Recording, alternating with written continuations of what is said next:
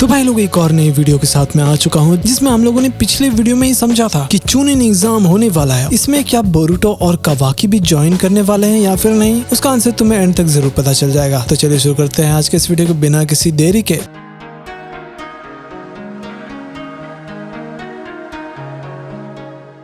तो भैया अपना साई एग्जाम को कंडक्ट करवा रहा था, यानी पहला राउंड होने वाला था रिटन टेस्ट का। फिर नारुतो उज़ुमाकी अपने मीडिया को बोल रहा होता है कि रिसेंट अटैक्स के बाद बहुत सारे स्ट्रॉन्ग शिनोबी की जरूरत है, यानी जो भी इशिकी ने विलेज पर हमला किया था ना, उससे बहुत लोग डरे हुए हैं, इसलिए न्यू चूनिन एग्जाम जरूरी है। फिर अपने जो गेनिन टीम्स थे ना, वो अपने एबिलिटी का यूज करके आंसर को एक दूसरे के साथ शेयर कर रहे होते हैं। कोई बग्स का यूज कर रहा होता है, तो कोई सिग्नल्स का यूज कर रहा होता है, और कोई गेनिन तो अपने स्पेशल जोत्सु का भी यूज करता है। बट साई एक गेनिन को पकड़ लेता है क्योंकि उसने पपेट से चीटिंग की थी, और अब तो भाई वो डिस्क्वालीफाई भी हो गया था। खैर डेंकी टेंशन में था कि वो बहुत ही कमजोर है, वो शायद टीम को स्लो कर देगा, लेकिन बोरुटो उसे मोटिवेट करता है कि तुम काफी ज्यादा यूजफुल हो। फिर हम देखते हैं जब रिटन एग्जाम का रिजल्ट आ जाता है और जो पास हुए थे ना, वो लोग काफी ज्यादा सेलिब्रेट कर रहे होते हैं। फिर काइतो का एंट्री होता है, वो बोरुटो से एटीट्यूड में बात कर रहा होता है, लेकिन बोरुटो बोलता है तुम कौन हो। डेंकी फिर एक्सप्लेन करता है कि ये हम लोगों का सीनियर है जो ज्यादातर बाहर के मिशन ही किया करता था। फिर नारुतो साई शिकामारु एक्सप्लेन करते हैं कि चूनिन सिर्फ स्ट्रॉन्ग फाइटर नहीं होते, बल्कि वो लीडरशिप और स्मार्ट भी होते हैं। और हाँ, एग्जाम का पर्पस विलेजर्स को कॉन्फिडेंस भी देना था क्योंकि इतना भयंकर अटैक हुआ है यार उन पर। खैर फिर बोरुटो काफी ज्यादा खुश था कावाकी के लिए, और वो जाकर के कावाकी के लिए तैयाकी खरीदता है, लेकिन नारुतो बोरुटो को चेक करता है। बोरुटो सो नहीं पा रहा था क्योंकि पिछले चूनिन एग्जाम में काफी ज्यादा एम्बैरेसमेंट हो गया था, या तो हो गई मोमोशिकी वाला इंसिडेंट। खैर नारुतो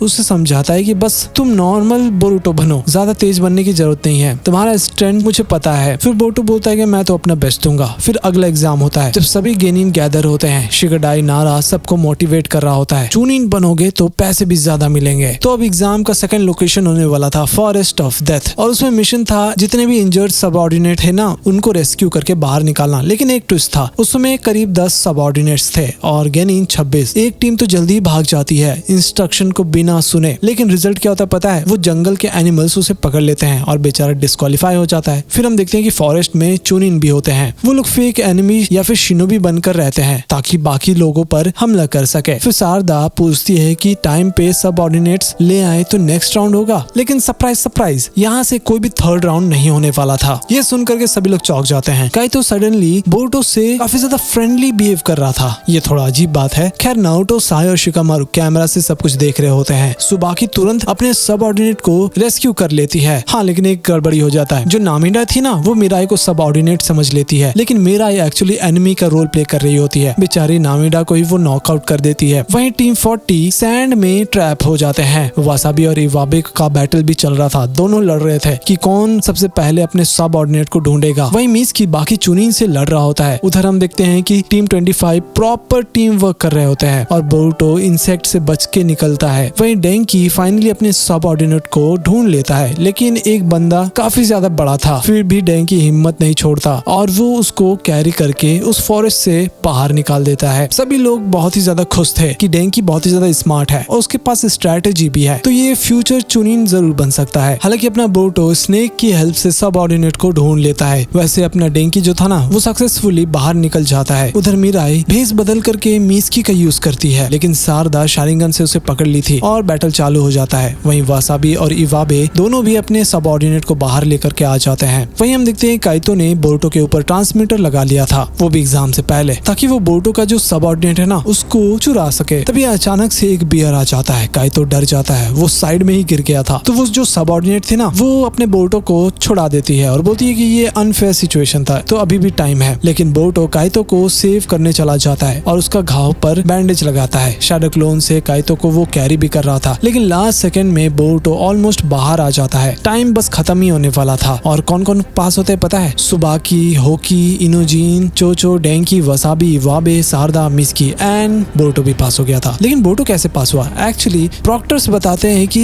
एग्जाम सिर्फ मिशन कंप्लीट करने का नहीं था, उसमें ह्यूमैनिटी और टीम वर्क भी इम्पोर्टेंट था। बोरुटो अपने इंजर्ड टीममेट्स को अकेला नहीं छोड़ा, था, इसलिए वो पास हो गया। सब सोचते हैं कि एग्जाम तो खत्म हो गया, लेकिन तभी एक अनाउंसमेंट होता है फाइनल राउंड का, जिसमें एक दूसरे से बैटल करना था। और हाँ, इसमें सिर्फ आधे लोग ही गेनिन से चुनिन बनेंगे। ये सुनकर के गेनिन चौंक जाते हैं, क्योंकि अब उन्हें अपने फ्रेंड्स या फिर अपने टीममेट से फाइट करना होगा। सबका मूड खराब हो जाता है। फिर होकी सवाल पूछता है कि ओपोनेंट अभी बताएंगे क्या? तो प्रॉक्टस बताते हैं कि अभी नहीं बेटे, ये तो उसी दिन पता चलेगा जब बैटल होगा। फिर अगला दिन सबके लिए फ्री होता है। लोग अपनी ट्रेनिंग कर सकते थे या फिर रेस्ट कर सकते थे, उनका चॉइस है। वहीं हम देखते हैं कि मेटल ली काफी ज्यादा डिप्रेस था, क्योंकि वो फाइनल राउंड में क्वालिफाई नहीं कर पाया। डेंकी और इवाबे उसको कंफर्ट भी करते हैं। फिर हम देखते हैं कि बोर्टो और सारदा मीस की बात कर रहे होते हैं कि हम चुनिन क्यों बनना चाहते हैं। फिर वो लोग प्रॉमिस करते हैं कि अगर एक दूसरे से फाइट हुई तो वो लोग पीछे नहीं हटेंगे। तो अगले दिन कवाकी बोर्टो और मिस्की के साथ ट्रेनिंग नहीं करना चाहते थे, क्योंकि उसका मूड ऑफ था और वो अलग ही रहता है। फिर मेटल ली ऑफर करता है कि मैं तुम लोगों की ट्रेनिंग में हेल्प कर सकता हूँ। फिर कुछ टाइम बाद वो लोग कतासुके के लैब में जाते हैं। एग्जाम रूल्स के अकॉर्डिंग डेंकी अपने खुद के साइंटिफिक निंजा टूल का यूज कर सकता है। डेंकी काफी ज्यादा खुश था, क्योंकि वो अब फाइटर निंजा तो है नहीं, लेकिन फिर भी वो अपने इंटेलिजेंस और इन्वेंशन का यूज कर सकता है। फिर सब लोग बात कर रहे होते हैं कि किसका किससे फाइट हो सकता है, लेकिन डेंकी मेटल को प्रैक्टिस ओपोनेंट बनाता है और मेटल को बहुत ही बुरी तरह हरा देता है। सभी लोग चौंक जाते हैं। शिकडाई इनोजिन और चोचो को बारबेक्यू ले जाता है। इनोजिन कोशिश भी करता है माइंड ट्रांसफर यूज करके चोचो को कंट्रोल कर सके ताकि बिल कम आए, लेकिन चोचो ओवर पावर कर देती है। फिर वो सब याद करते हैं कि बचपन से वो लोग यहाँ पर खाने आते हैं। शिकडाई बोलता है कि आज का बिल मैं भरूंगा, तो चुनिन बनने के बाद स्प्लिट करेंगे। फिर साई टीम 25 को चेक करता है। वो ऑनबू स्टाइल सिखाने पर फोकस कर रहा था। वसाबी और सुबाकी दोनों ही ट्रेनिंग कर रहे होते हैं। सुबाकी बोलती है कि बस करो, कल एग्जाम है। वो नहीं चाहती थी कि वसाबी ओवर एग्जॉस्ट हो जाए, क्योंकि कल तो एग्जाम है ना। फिर हम देखते हैं कि सुबाकी को लैंड ऑफ आयरन से मैसेज आता है। काफी बड़ा ही न्यूज था। एग्जाम के बाद उसको लीडरशिप पोजीशन के लिए वापस बुलाया गया है। वो काफी ज्यादा प्राउड फील कर रही थी। वहीं नामिडा और वासाबी काफी ज्यादा खुश थे, लेकिन दुखी भी थे, क्योंकि सुबाकी जल्दी चली जाएगी। उधर टीम 5 आती है और अचानक ही इवाबे और वसाबी आर्ग्यू करने लग जाते हैं। डेंकी उसको रोकता है। फिर सारदा एडवाइस मांगती है सास्के उचिहा से। सास्के